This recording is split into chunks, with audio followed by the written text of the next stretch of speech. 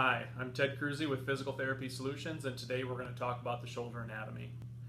So when we look at the shoulder, we can break it down into the soft tissue and the bony anatomy. And first I'm going to review the bony anatomy. If we look at our model here, to review, this is your clavicle or collarbone coming into the shoulder, your shoulder blade or scapula.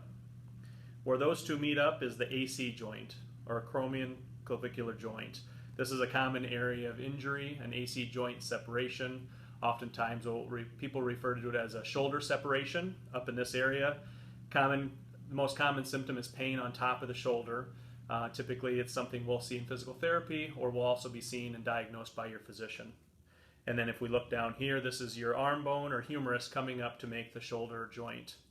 The soft tissue that you see around that joint, the glenohumeral joint, is called your joint capsule. And we'll talk more about that on a later video. If we go here, then we'll see the soft tissue, the other soft tissue anatomy, or the rotator cuff muscles. It's important to note that the rotator cuff is actually made of 4 different muscles. We often refer to it as just the rotator cuff, or people refer to it as a rotator cuff injury, mistaking that there may be only one muscle. But there are 4 muscles.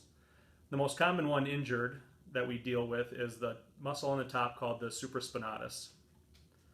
On the front of the scapula, it's called the subscapularis. This muscle's primary function is to rotate your shoulder in, or internal rotation.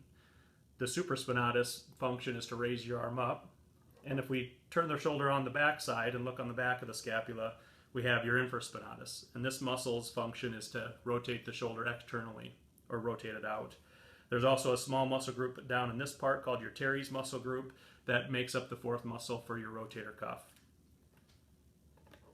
Tears are a common injury. There's other common injuries that can happen to the rotator cuffs, including impingement, tendonitis, but rotator cuff tear is a common injury that may require surgery, but oftentimes can also be treated and corrected with physical therapy if the tear is in the appropriate area, or the severity of the tear is in a way that can be handled conservatively.